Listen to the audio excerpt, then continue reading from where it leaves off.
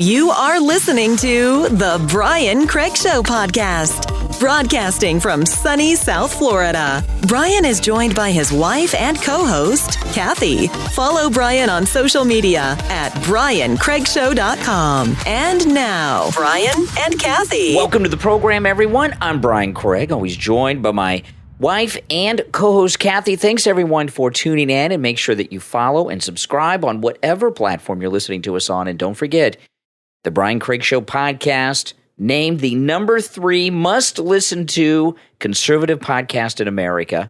Number 1, of course, Mark Levin, which is just a rebroadcast of his radio show. It's not even a podcast, but that's number 1. Number 2, Glenn Beck's The Blaze. And 3, the Brian Craig Show podcast, named the number 3 must-listen-to conservative podcast in America. And we are available on all podcast platforms, including Spotify, iHeartRadio, Audible, and whatever podcast platform there is. Okay, so make sure you follow us there. And, of course, on YouTube, Brian Craig on YouTube. All right, well, today is a special day. It's a very special day. You know, last week was the 4th of July, America's birthday, Independence Day, and there's a new holiday today. I just found out about it, and I don't know if the banks are open. I don't know, but is it a national holiday? It may be one day. Today is Non-Binary Peoples Day. Non-Binary Peoples Day. I'm not kidding. I saw it was trending on Twitter, and it's all over the place online. If you Google it, it's all over the place. I guess non-binary is someone that's neither gender.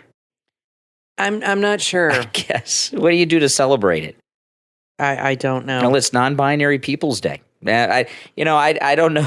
I don't know anything about that stuff. I feel like we're being like punked. Yeah, with all this gender stuff. It's a whole new world. It just seems so weird. Yeah. So happy Non-Binary Peoples Day. I'm sure we have a lot of people in the audience that celebrate this, so it's very important. Our audience is binary.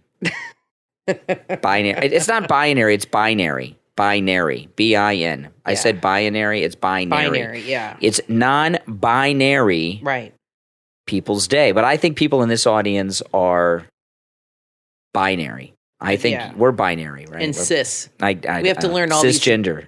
We have to learn all these new this new lingo to make it in the modern world, I guess. Yeah. You know, I was just going through the news. I was reading the Los Angeles Times, and there's an interview with Jennifer Grey. You know, Joel Grey's daughter from Dirty Dancing. Yeah. And she was also in Red Dawn with Patrick Swayze. She has a memoir coming out, an autobiography. And I wanted to read some of this article to you. This is the headline. Jennifer Grey interview, LA Times. An emotional Jennifer Grey opens up about how abortion changed her life. And I read through this article. The Dirty Dancing star discusses the upcoming sequel to Dirty Dancing, her memoir, and the Supreme Court's fundamentally wrong abortion ruling on Roe v. Wade. So this is just out today. I don't know how they can do a sequel to Dirty Dancing with Patrick Swayze not being with us any longer. I think she's going to be in the sequel. Well, of course she's going to be in it, but there's no Patrick Swayze. Yeah, it's not the same thing. Now, I was never into Dirty Dancing. That's a girl's movie. No, but I was into Patrick Swayze. Yeah. Well, I like Patrick Swayze, Roadhouse and Red Dawn. I remember my high school psychology teacher in 12th grade loved that movie so much. She had a huge poster, life size, of Patrick Swayze from Dirty Dancing on the back of the classroom door. And it was like her pride and joy. No, I like him. Yeah. Roadhouse and Red Dawn are awesome. No, he's a great actor. There's an abortion in Dirty Dancing, if I remember correctly. Yeah, the dancer, she has a botched abortion, almost kills her, and her baby, that's how baby's father finds out he's a doctor, and he helps save her life or something. Okay. It's Richard Marx's ex-wife, the dancer who was in Staying Alive, who he left her for Daisy Fuentes. Well, plays the girl. Jennifer Grey. I just want to read some of this because she does talk about her abortion, and I wanted to read about it. But here's how it begins. Jennifer Grey wasn't sure she wanted to keep our appointment with the LA Times. A few hours before, news alerts had begun flooding in. In a 6-3 ruling, the Supreme Court overturned Roe v. Wade, eliminating a constitutional right to abortion that had existed for nearly 50 years, and there's no handbook that explains how to promote a memoir the day such a seismic ruling comes down. Wow, this really hit some of these liberals hard. Okay, then they talk about, for many, many paragraphs, about Dirty Dancing and the abortion in Dirty Dancing. Right. And then let me scroll down, though, and get past the Dirty Dancing. Okay? Before she was known in the popular imagination for Dirty Dancing, Grey had her own experience with abortion. Now, keep in mind, Jennifer Grey, her father's always been a celebrity. Joel Grey, he was in the movie Cabaret.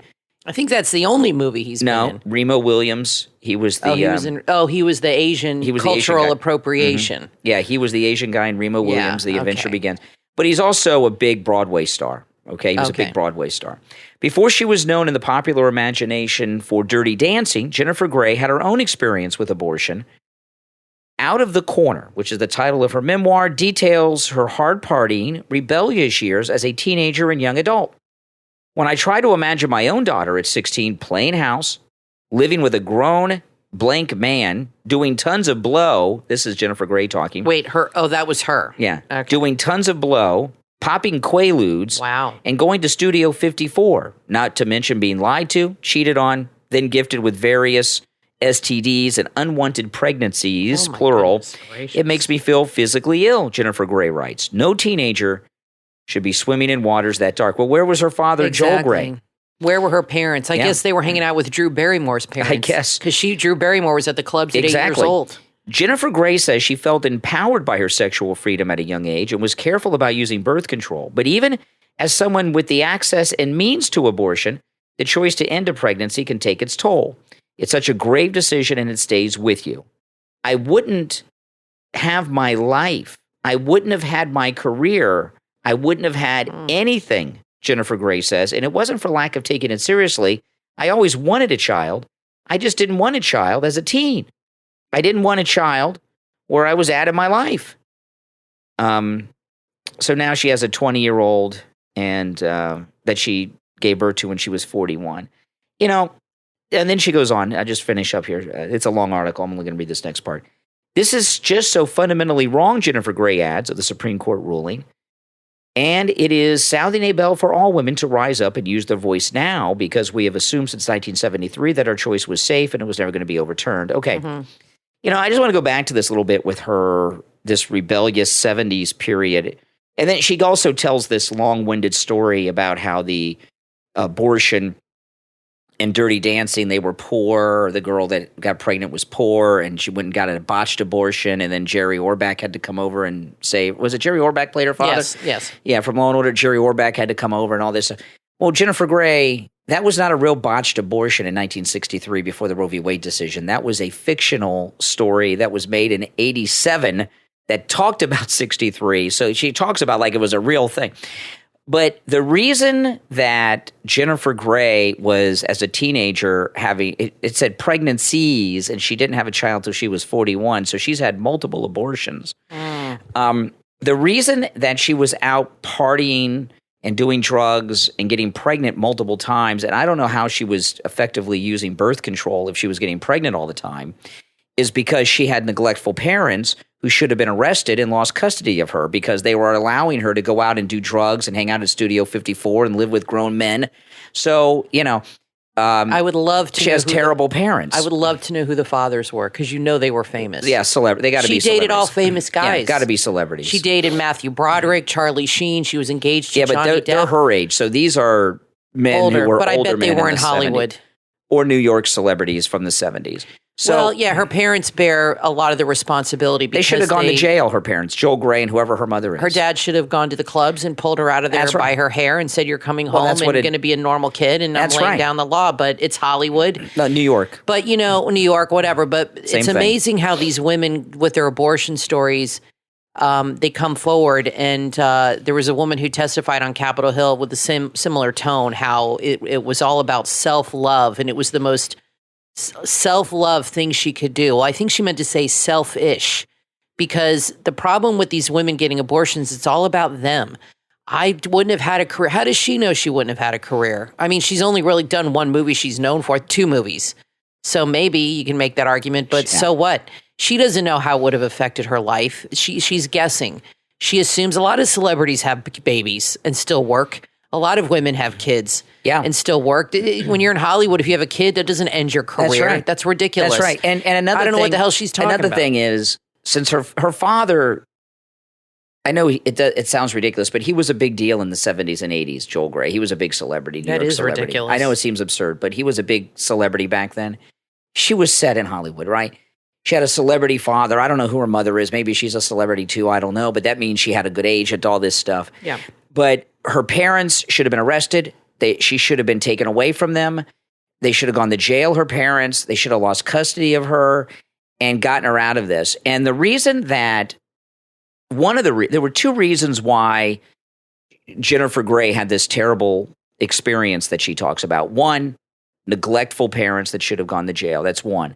The second one is because of abortion, these older men didn't really they didn't play things safe because they always knew abortion was an option. That's right. It absolve and keeping men out of the dialogue all these years, it totally absolves men of any responsibility. This one girl, I was reading this article on TikTok, shared all the things guys would say to her when it came to birth control, to get them out of taking responsibility. And one of the big things they would say is, "Oh, just take Plan B. Just take Plan B in the morning." They've convinced these men and these girls that abortion is no big deal, and they've absolved men of any accountability and any responsibility in this matter. Well, maybe people will be a little more discerning with who they go to bed with. They'll be a little more careful. And that's a good thing. It's okay to be a little discerning and be a little cautious ahead of time and plan ahead of time before anything, instead of just hopping from bed to bed to bed without any consideration. That's what this is really about. Probably 95% of the abortions are girls like her who party, go out, screw around, and then all of a sudden, bam, reality hits, and they just like, nope, I don't want this kid. Boom, I'm done. I'm moving on with my life. They have to be held accountable for their decisions, for their actions. And this is going to hold them accountable, the guys and the girls, which is a good thing. Maybe they'll think twice. One last thing on Jennifer Grey, who I feel very sorry for.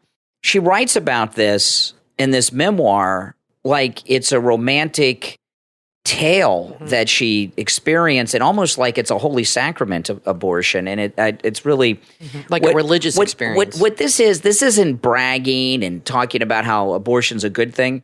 This is Jennifer Grey having a lot of pain and regret and looking for positive affirmations from people that she did the right things. Rationalizing. She wants people to tell her she did the right thing having these abortions because she's wrecked with guilt. Now, yes, I agree with that. Yesterday, she wants to be validated. Yeah, yesterday, Steve Kane and I interviewed Dick Morris on the radio. And I want to talk about this because we broke some big news with Dick Morris. And you can listen to this interview. He talked about some things that are not allowed on all platforms. So the Dick Morris interview was on all of our radio stations that carry the radio show. But if you listen to me on other platforms, you didn't hear a lot of it because he talked about a lot of things that are not permitted. So what I did, Patreon supporters, I uploaded the audio of the Dick Morris interview that Steve Kane and I did to the Patreon page. And everyone else, I uploaded the audio to Rumble. And I'm on Rumble. I don't use it very much, but I uploaded it to my Rumble page and I posted the interview on my Twitter feed, my Truth Social feed, and on the Brian Craig Show podcast Facebook group. So, and it's also on the Steve Kane fan page on Facebook. So if you go to those social media platforms, you'll see the Rumble video and you can listen to the entire interview that Steve Kane and I did unedited as it aired on the radio live with Dick Morris. And this was an amazing interview, and there was a lot of news that we broke, and I wanted to go over some of it with you guys. Dick Morris is a lifetime Democrat. A lifetime Democrat. He was Bill Clinton's campaign manager in his governor races back in Arkansas.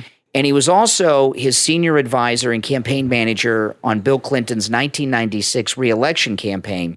I'd like to know how they met, because I didn't know his dad was Donald Trump's dad's lawyer. Yeah, so well, he has yeah. New York connections. Yeah. So I wonder how they hooked up Well, in Arkansas. because Dick Morris back then was a political consultant, and they just hired him. That's all. They just hired him. He's He was a political well-known- genius. But he's really smart. He's a lifelong Democrat, and he has always been credited from victory night for Bill Clinton's reelection. Yeah.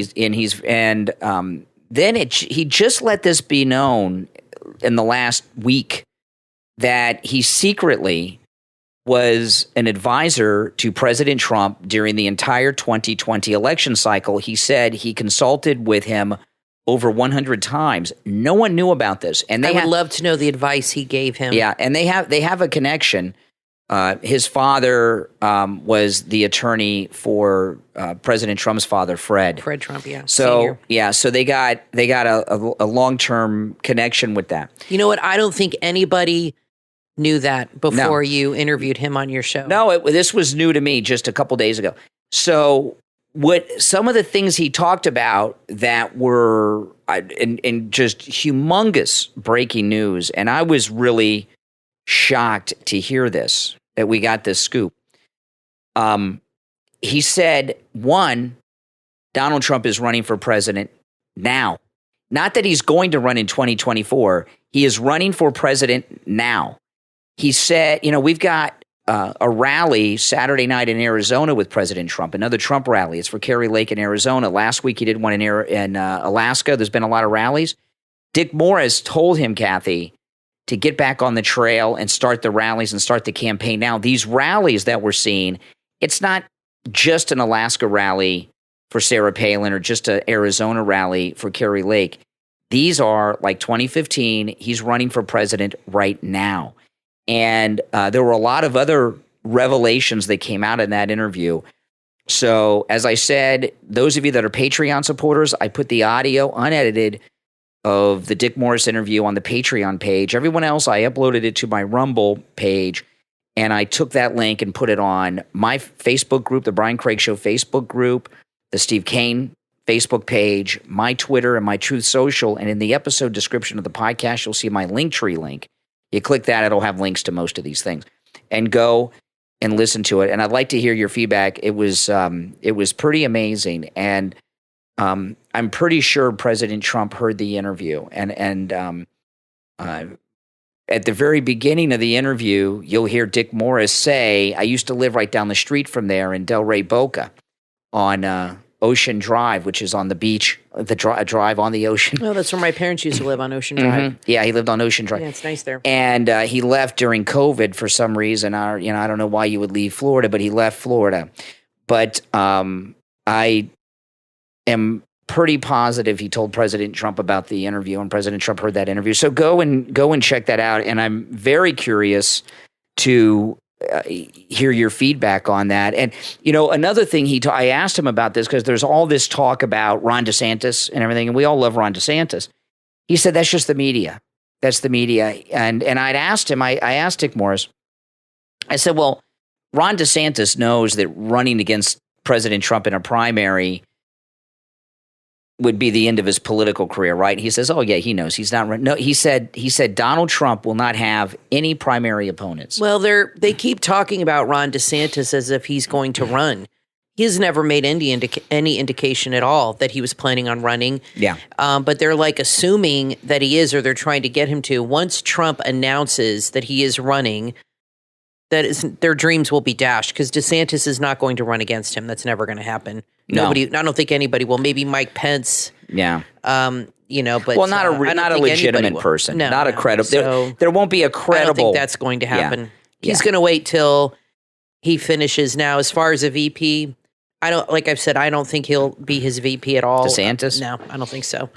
But there's a lot of people that are possibilities that I'm thinking more and more in my head. But he'll run in 2028, which is fine with me. And then we have more MAGA in the White House.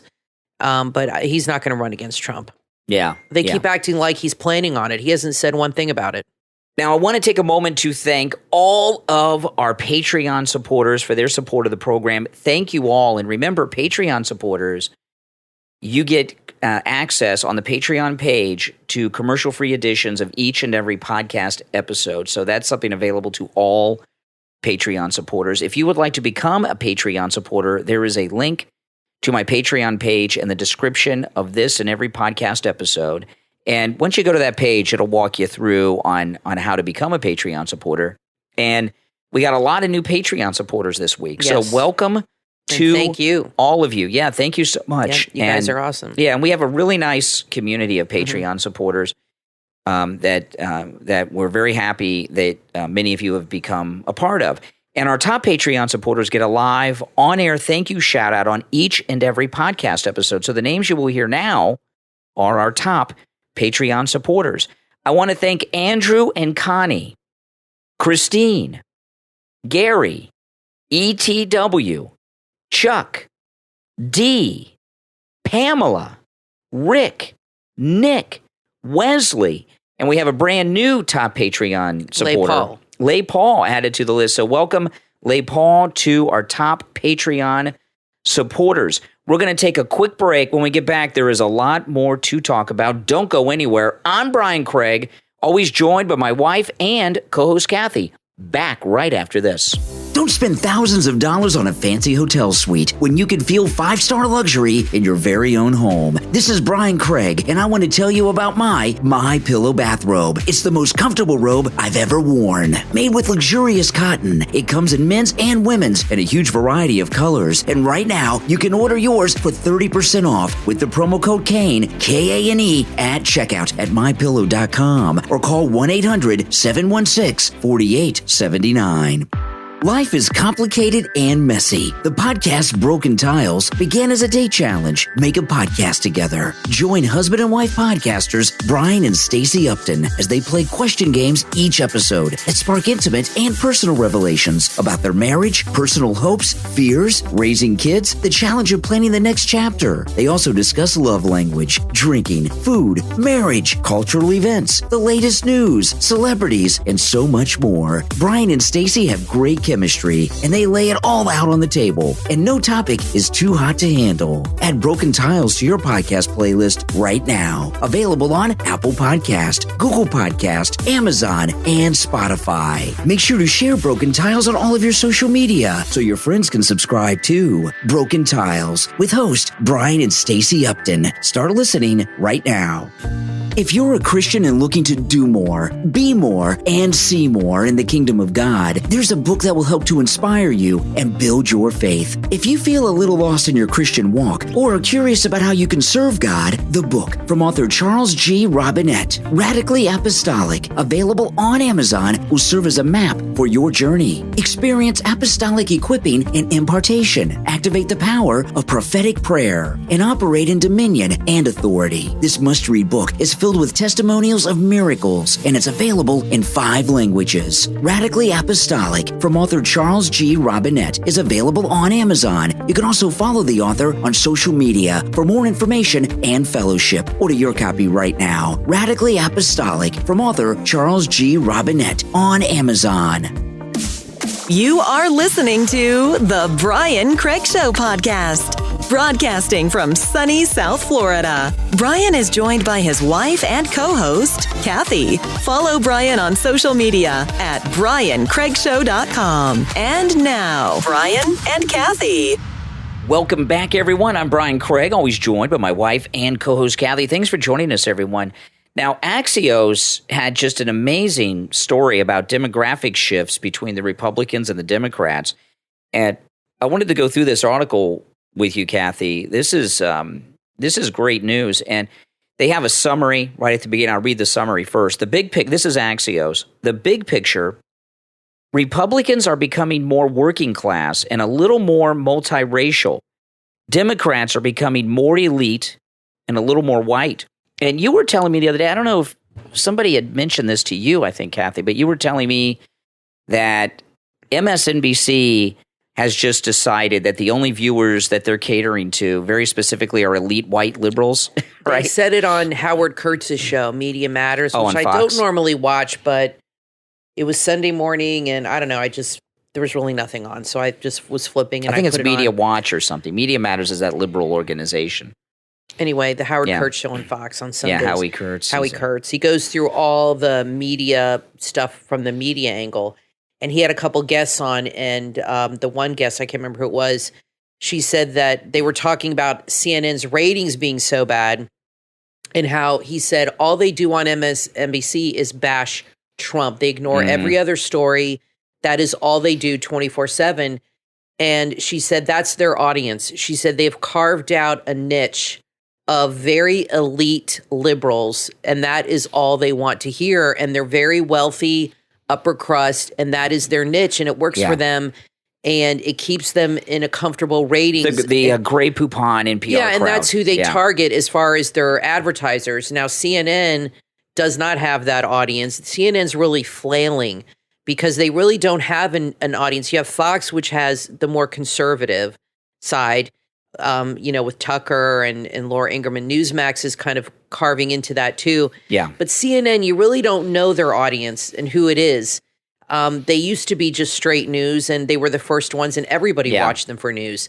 And now they really seem to be lost and don't have a place. They have no direction. They really don't have a direction. And I know the new guy running it wants to bring in more conservative.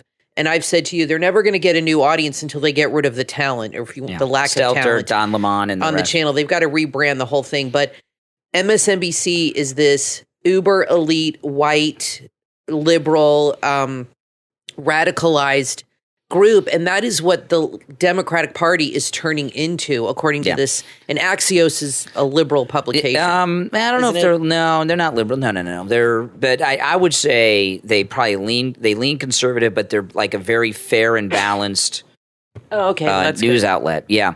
So let me go through this article, and so I'll just start over the big picture. Republicans are becoming more working class and a little more multiracial. Democrats are becoming more elite and a little more white. Why it matters? Democrats' hopes for retaining power rest on non-white voters remaining a reliable part of the Democrat Party's coalition. Democrats' theory of the case collapses if Republicans make even small gains with those voters. Even small inroads with Hispanic voters could tip a number of Democrat-held swing seats to the GOP. The data shows Democrats are statistically tied with Republicans among Hispanics on the generic congressional ballot, according to the liberal New York Times Siena College poll out this week. Democrats held a 47-point edge with Hispanics during the 2018 midterms. An NBC News poll in April found Democrats held a 38-point lead among women with college degrees, up from 10 points from 2010. Democrats lost ground with nearly every other demographic group tested in the survey. Nearly every House pickup in the 2020 election came from a woman or non-white challenger. The GOP's ability to win back a House majority this year rests on the successive candidates breaking the party's typical mold. In fact, in Texas, we had that Mexican-born young Republican become congresswoman. There's two other Hispanic Republican women that are also young that Maya are Flores. doing well. Yeah, but there's two others in Texas, too, with her. And Maya Flores had flipped a seat that was Democratic for 100 years. Yeah.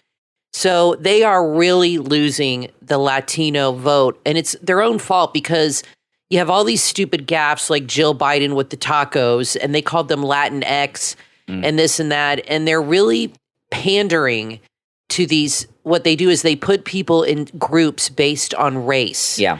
And they pander to them based on topics or subjects or issues that they think only they would care about, like with illegals, it might be, with the Latin community, they might deal with the illegal border or immigration, and they might assume because they're Latin that they are for the illegals. So they said in this article, that's not true, that most people that have emigrated here that are Latino are against an open border. And they came here legally. So a lot of issues, like with women, they think all women care about is abortion. Well, that's not true. So they pigeonhole people. But I have breaking news when you're done. Something just happened. Yeah. Okay. Well, in the next segment, we'll get to that. Okay. Democratic strategists say the Democrat Party's biggest vulnerability is assuming that the priorities of progressive activists are the same as those of working class voters. Progressive activists led the push to cut police budgets. Communities of color have borne the brunt of higher crime. Hispanics living on the U.S.-Mexico border are more likely to favor tougher border security measures than Republicans have championed because they're in high crime areas and stuff. The recall of liberal school board members and a district attorney in San Francisco was fueled by disillusioned Asian American Democrats. Yeah. Add the reality of growing inflation, worries of recession, and you see why Democrats are losing ground with a core part of their coalition. See, this is the thing about the Democrats. The Democrats it's like the United Nations. It's a loose coalition of different special interest groups that hate one another. They come together just because they hate Republicans. Like they have a common enemy. Yeah. And that's really how Democrats have run their party for all this time is, we have a common enemy. And they build it on that, and their whole movement is based on hatred and fear. But these people are waking up to this, and they're really, because the party has become so radical and is being run by these white rich elites, radicalists. Their ideas of what's important are not aligning up with what their constituents find is important. That's called being out of touch. Yeah. And they're highly out of touch. So back to the Axios article, wealthier Americans aren't feeling the day-to-day hardships hitting the working class. This week's New York Times Siena poll found affluent voters care about gun control and abortion rights. Working class voters are squarely focused on the economy. Right? Absolutely. Because they can't afford to fill up their gas tanks. The economy's stupid. Suburban districts still make up the majority of the congressional battlegrounds, and the GOP's Trump field brand remains a threat to limit the Democrat gains. Republican candidates holding extreme views on abortion or echoing Trump's rhetoric are still toxic in the suburbs. I don't believe that. I don't either. We live in the suburbs, and people love Trump. I don't think suburban, middle-class, older women care about that issue anymore. And I think it's like college girls, high school girls, that's about it. And they said, to sum it up, the GOP is trading soccer moms for Walmart dads. Well, maybe Axios is liberal, Kathy, because the way they talk about people in these categories, Walmart dads, soccer moms, that's they're not even people. Maybe they are liberal, Axios. Yeah, that's what they do. They compartmentalize people. And they put you in a box, and that's how they see you. You're just a statistic. Yeah. And you shop at Walmart, you're this. Your kids play soccer, you're that. Yeah, exactly. Okay, so we have breaking news. Ivana Trump passed away. Oh, really? Yep, 73. Oh, breaking my news goodness. in the New York Post. Ivana Trump, not Ivanka. That's President Trump's first wife. Ivana, ex-wife of President Trump, dead at 73. Oh, my goodness. It does not say what happened. Her kids made a statement. Our mother was an incredible woman, a force in business, a world-class athlete, a radiant beauty and caring mother and friend. Eric Trump said in a statement announcing her death. Oh, my goodness. She'll be dearly missed by her. She will be dearly missed by her mother, her 3 children. Her mother's still alive. Her 3 children and 10 grandchildren. She was born Ivana Marie something, married the former president in 1977. The 2 divorced in 1992. She kept her ex-husband's name, of course. She held many roles in the Trump family business throughout her life. Oh my goodness. Okay. President Trump said this on Truth. I'm very saddened to inform all of those that loved her, of which there are many, that Ivana Trump has passed away at her home in New York City. Former President Trump wrote on Truth Social. She was a wonderful, beautiful, and amazing woman who led a great and inspirational life. Her pride and joy were her 3 children. She was so proud of them. We, as we were also proud of her. Rest in peace, Ivana. I'm tearing up here. So it's her kids, of course, are Eric, Don Jr., and Ivanka. Yes. So that is awful. Yeah, well. Did it say what she died from there? Truthed it. No, they have not said, but she died at her home, and who knows? She could have had cancer. Who knows? She could have had a heart attack. I remember when her and Donald Trump were married, she was all over the news all the time and everything. I always liked Ivana. I like Ivana Trump too, but she always kind of reminded me the way she talked of Zsa Zsa Gabor. Yeah. Oh no. Yeah. And she looks like Zsa Zsa Gabor, and totally same accent. Yeah. No, I always liked Ivana, and I was really sad when they got a divorce because I always saw them as like the ultimate power couple, and but that darn Marla Maples, the homewrecker, came along and worked her little charms. No, because she cheated on him with the security guard. I remember when then he dumped her. I remember when Donald Trump. Of course, now he has Melania, who's great. I remember when Donald Trump left Ivana for Marla Maples. And Marla Maples was all over everything. She even hosted like the Miss America or Miss Universe? She tried to have an acting career. And she can't act. No. And I always thought, now this is just me, I always thought that Marla Maples was beneath President Trump. Absolutely. Didn't you guys think Everybody thinks that. I always thought that about her. I don't know what happened, but, I guess she got him during a midlife crisis and got him at the right time. He was dazzled or whatever, but she's definitely not up to the status of an Ivana or a Melania, that's for sure. And I'm sure he has his daughter, who I'm sure he loves, but I'm sure a part of him regrets breaking up his family over that. But may she rest in peace. And he just put it out 27 minutes ago, so it just happened. Oh, man. And, Yeah, Truth Social, I'm on Truth Social, Real Brian Craig, and President Trump on Truth Social is very active, just like in the old days of Twitter. And Truth Social is really, really growing. It's hot. And, Kathy and I, we've talked about, I don't think we've talked about this on the show so much, but we've talked about it amongst ourselves, if not on the podcast. But Truth Social is why Elon Musk backed out of the Twitter deal. Totally. I think that once Trump came out and said he was not going back on Twitter no matter what, I think Elon Musk lost a lot of interest because I think he imagined that he would bring Trump back. It'd be this huge grand thing and make Twitter amazing.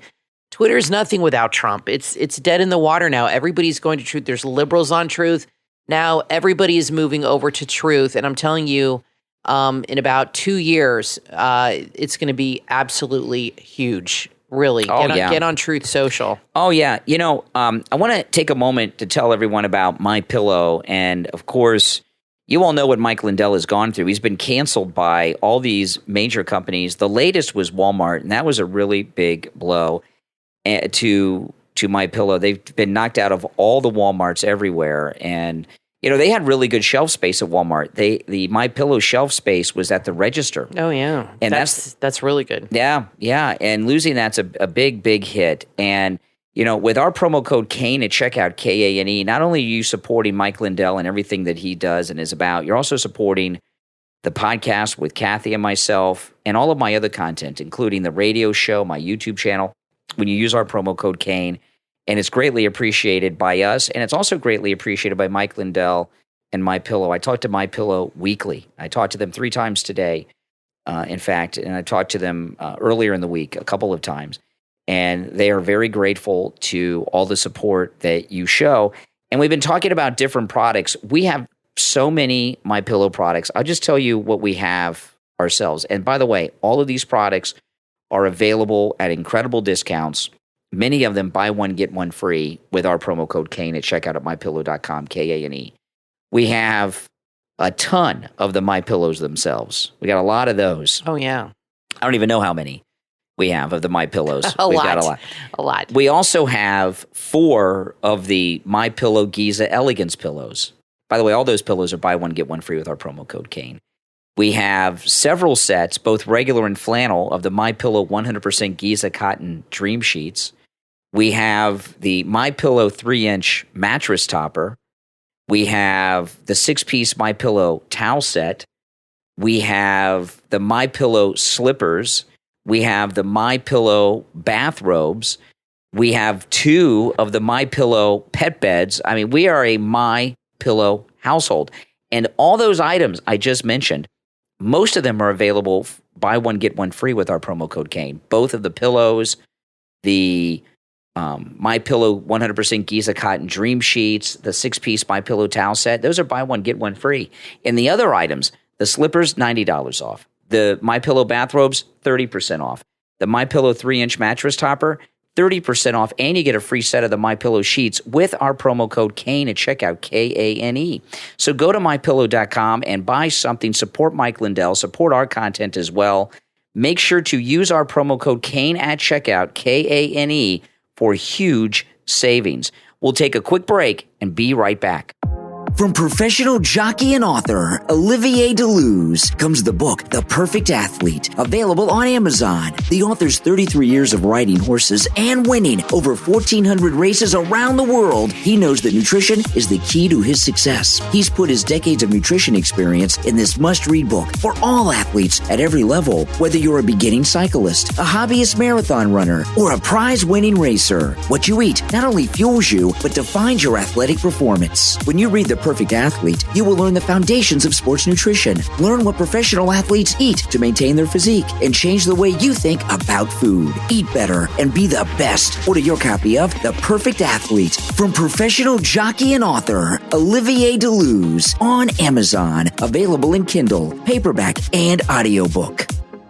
There is nothing like a good California wine. Their wines are the best in the country, and now you can have premium California wines delivered right to your door. Bar Winery produces boutique wines in small lots sourced all throughout Northern California's wine country. This allows them to carefully select the fruit of choice from some of the best vineyards in the region, paying close attention to every detail to bring you the most unique blends that are smooth and full of personality. They customize their award-winning wines based on their customers' feedback, and they also give back by donating 5% of the proceeds of any purchased wines to the community. Join their awesome wine club and have this amazing wine delivered to you or a friend all year round. Have an occasion coming up? They can customize labels perfect for weddings, corporate events, business events, and corporate gifting. Visit their website today at barwinery.com. That's BAHR winery.com. Barwinery.com. Premium wine. Are you a cool dad? Parenting and fatherhood meets self-help in the book, Daddy is Cool Like That, available on Amazon. This important book is all about positive parenting, relationships with children, and being a super cool daddy. The perfect daddy and daughter moments in this heartwarming story will inspire you to celebrate your own family relationships. This book's charming illustrations will grab your attention and make the story about daddy even more heartwarming. This book is not only a great gift, but also a fantastic read for everyone. Daddy is Cool Like That may be the book that gives you the incentive to be not only cool, but magnificent. This is a children's picture book that depicts a young family who has recently had their father diagnosed with multiple sclerosis. Partly inspired by the author's family journey with the disease, it shows other young children and the families how to cope and to realize that there can still be moments of enjoyment to be shared, as well as the happy memories that follow. Daddy is Cool Like That, available on Amazon. Get your copy today. You are listening to the Brian Craig Show podcast, broadcasting from sunny South Florida. Brian is joined by his wife and co-host, Kathy. Follow Brian on social media at briancraigshow.com. And now, Brian and Kathy. Welcome back, everyone. I'm Brian Craig, always joined by my wife and co-host Kathy. Thanks for tuning in. My friend PJ Gladnick, who's a conservative journalist, he works for Newsbusters. He just texted me and he said the story of the 10-year-old girl in Ohio, that rape story, gets weirder and weirder. And he sent me a major update, which I'm going to share with you in just a moment. But I just want to do a recap of the whole story for people that may not be up to speed, okay? And I'm sorry, I know some of you know all the details, but not everybody does. So let me catch you up to speed on this because there's been some major things that have happened involving this, okay? The story about the 10-year-old pregnant girl who was a couple days over the 6-week mark and was no longer allowed to get an abortion in Ohio because of the Roe v. Wade story, myself and many others, including Jesse Waters and Dinesh D'Souza, thought that the story was fake news. Yeah, and Jim Jordan, too. Yeah, Jim Jordan and others. Well, we found out late yesterday, that the story was true and that the Democrats were protecting the rapist of the 10-year-old girl because he's an illegal immigrant. Absolutely. And it didn't fit their narrative. And the mother of the 10-year-old girl found out her 10-year-old daughter was pregnant, who had just turned 10. So she was actually impregnated when she was 9. She found out her daughter was pregnant. She took her on June 22nd to in Columbus, Ohio, to the Department of Children and Families and spoke to a social worker. She did not call the police. Yeah, because she didn't want to, the father, we'll get to that she in a didn't want to second. get him jammed up. Yeah, we'll get to that in a second because protecting him. There's a big update about that. So, we'll get to that in a second. So the social worker called the police because they're legally obligated to. The police did nothing. Interesting. The rapist, who's 27 years old, the illegal immigrant, was arrested on Tuesday, the day of the Jesse Waters show, when Jesse Waters on Tuesday night had the Attorney General of Ohio on, who said he didn't know anything about it. Now, we don't have the details on the time of the arrest. I don't know if he was arrested before or after Jesse Waters' show, but that doesn't matter. They had booked the Attorney General on of Ohio. They knew he was going to be on that show. And the Attorney General, before he went on the show, looked into it. And they found out that the Attorney General was looking into to find out if the case was real. So they went out and made an arrest because they were afraid they were going to get in trouble. So Tuesday, they arrested the guy, and he's been charged with rape, and he's being held in the jail in Columbus, Ohio. Now, the girl, when she first went to with her mother to the Department of Children and Families, she was under the 6 weeks. She was under the 6 weeks. That's right. So she could have gotten the abortion in Ohio.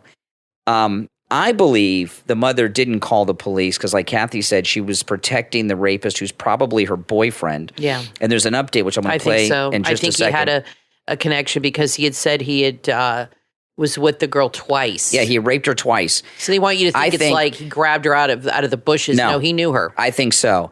And we know so now because of this new update I have in a moment. But I think the mother took the pregnant daughter, to the Children and Families office, not to report the rapist, but to get an abortion, to find a way to get an abortion for her daughter. That's what I think. And they happened. must have referred her. That's to, right. Okay, so here's the update.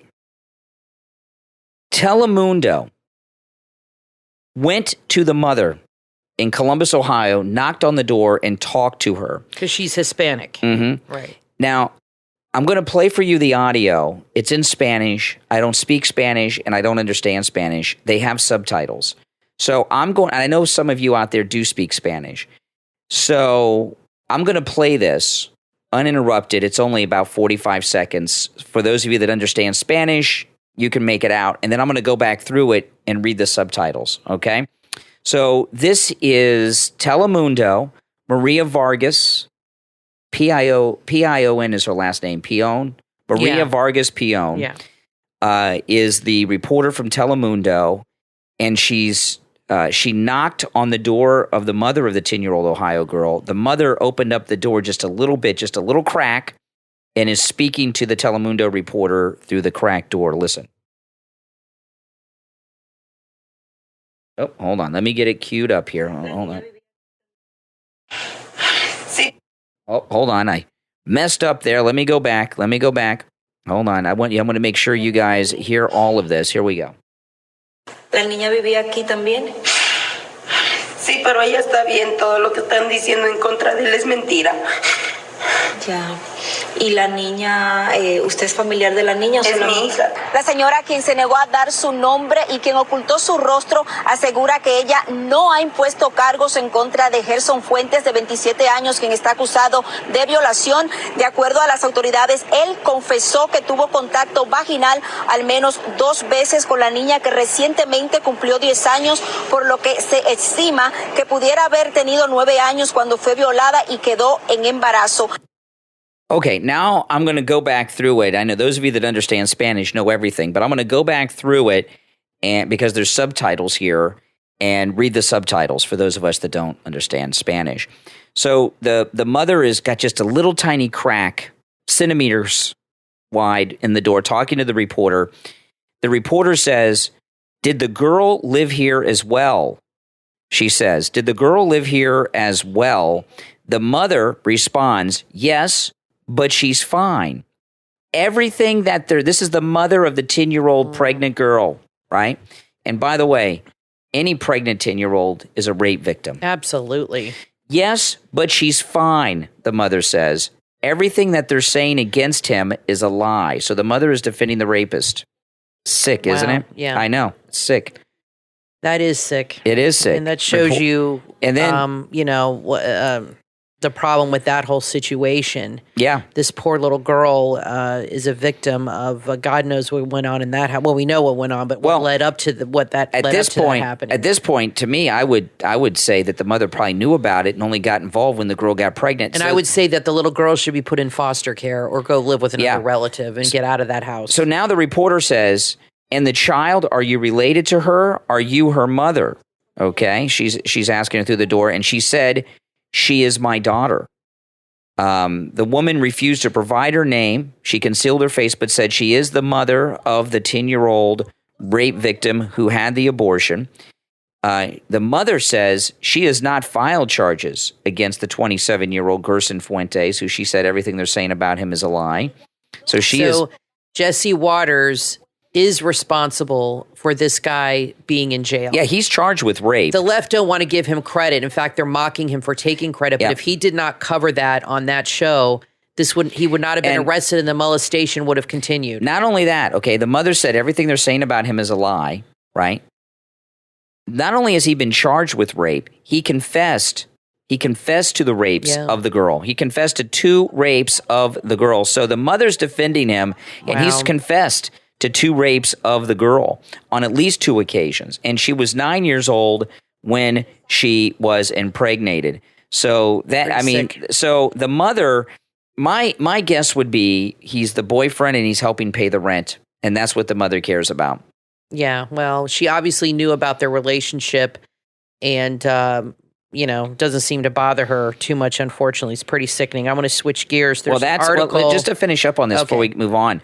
One, I want to thank PJ Gladnick from Newsbusters for sending me that. Absolutely. He speaks Spanish. He's married to I didn't know that. Well, he's married to a Hispanic woman. She might be Venezuelan, his wife. I did not know that. So he speaks Spanish. So he watches Spanish media. He watches Telemundo and stuff. And so he picked up that story. So we're getting a little earlier than the rest. I wonder if Jorge Ramos is going to, what he think. Is he going to cover that? I don't know. He's on Univision, Jorge Ramos. Oh, I thought he was on Telemundo. Okay. And, this story about this, this is what for years when we were talking about overturning Roe v. Wade, when we just never thought it would be possible until President Trump did it a couple weeks ago, is we would talk about children like this girl who were being raped, and it was being covered up by parents like this and social workers and abortion doctors.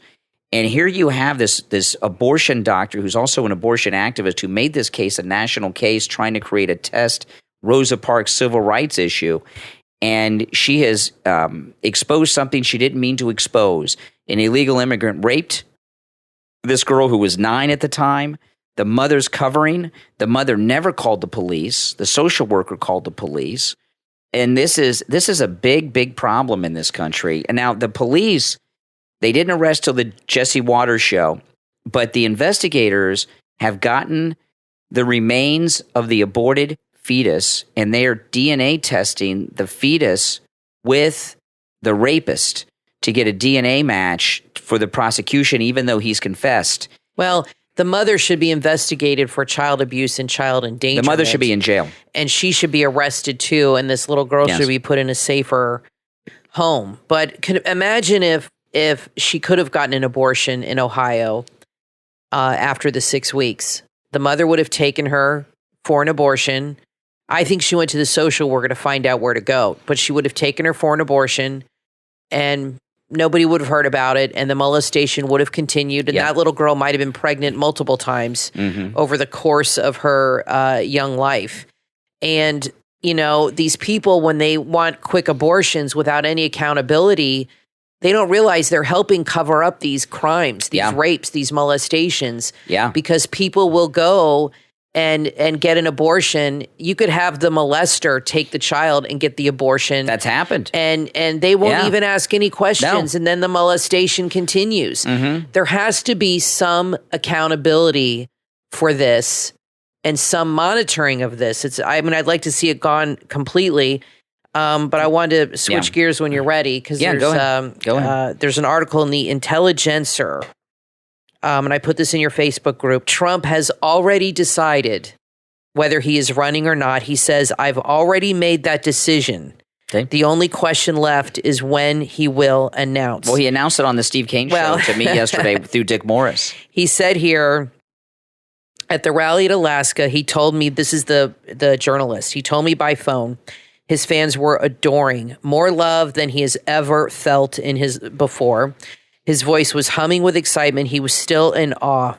After all this time, after so many rallies, so many crowds, so many winding speeches and chants of lock her up in USA and build the wall, he said they still love me and support me. It says here, look, Trump said, I feel very confident that if I decide to run, I will win. So the reporter said, okay, he kind of said, well, when is that going to be? When are you going to announce? He said, I would say my big decision will be whether I go before or after, he said. And then he said, you understand what I mean? Mm-hmm. His tone was conspiratorial. He was referring to the midterm elections. He repeated after me, midterms. Yeah. Suddenly he relaxed as though my speaking the word had somehow set it free for discussion. Do I go before or after? That is the big decision now. So he has decided, definitely in his mind. He's confirmed it. He has already decided in his mind, which I think he decided when you saw him in the limo headed to Mar-a-Lago on Biden's inauguration day. I think he decided on the way home that he was going to run again. Everybody loves a comeback, especially Trump. So now his big decision is before or after the midterms. Mm-hmm. He's weighing that. I think he should wait till after, but he might not be able to wait. He goes to these rallies. He should definitely at least wait till this committee is over. For sure. He feels the excitement. He wants to say it so bad. I was reading a liberal article earlier today, and they were talking. The Democrats are trying to get Biden not to run for re-election, and they said the reason they're doing that is they think that if Biden announces he's not running in 2 years, that it'll help the Democrats in the midterms do better for some reason. And President Trump, when you listen to my Dick Morris interview that Steve Kane and I did yesterday, and please go and listen to that interview. Unless you were listening to it on the radio, you did not hear the entire interview. And the unedited interview is what I put up on all of my social media platforms earlier today. And Patreon supporters, again, I put the audio up there for all the Patreon supporters too. He gave some very specific things that President Trump is doing to get 2024 in place. That like you said, he's campaigning. Yeah, he's campaigning. But Dick Morris talked about some very specific things that Donald Trump is doing for 2024 that I can't reveal here that are in that interview. But President Trump may think announcing he's running this early may help get us even more victories in the midterm elections, that they're going to be there for him to back him up. That's true. So it might benefit him to announce, because if people know, and that's probably where his head is at, if people know he's running, they're going to be much more likely to make sure they vote for who he wants to lay the groundwork. And let me tell you, as far as Biden is going to run again. He is in such denial. His wife is not going to let him leave the presidency. No, she wants to be first lady. She is not going to let it happen. He is going to run again. They're stuck with him. He is not going to quit. He's not going to resign. His ego, he is loving it too much. He's enriching himself too much. And I knew this yesterday when they interviewed him and they confronted him with that 64% that doesn't want him to run. He completely denied it and said, you're reading the wrong poll. 92% want me to run. I knew right then this guy's going to run again. He has completely convinced himself. That's right. That he can win, that he's so they're stuck with that guy. Yep. Sorry. Well, listen, we are all out of time for today, but thanks everyone for tuning in. We will talk to you next time. I'm Brian Craig, always joined by my wife and co-host Kathy. Thanks for listening, everyone. Are you fed up with poor quality, pesticide-laced, and overpriced fruits and vegetables at your local supermarket? It's time to start growing your own sustainable food garden. It's much easier than you think, with the right information at your fingertips. And that's what you will find in the book from author Karen Shepley, Your Self-Sufficient Backyard Homestead Garden. Available on Amazon and Audible. In this must-read book, you will learn to grow nutritious fruits and vegetables in your own backyard garden. Attract native pollinators. Encourage encourage them to thrive, resulting in more food in your kitchen. The best ways to recycle and repurpose household waste to benefit your garden. How to plant a colorful garden that combines annuals, perennials, and companion plants for maximum year-round yields. You will learn everything you need to know about homestead gardening. This detailed guide will help you start making a difference with a year-round garden of your very own.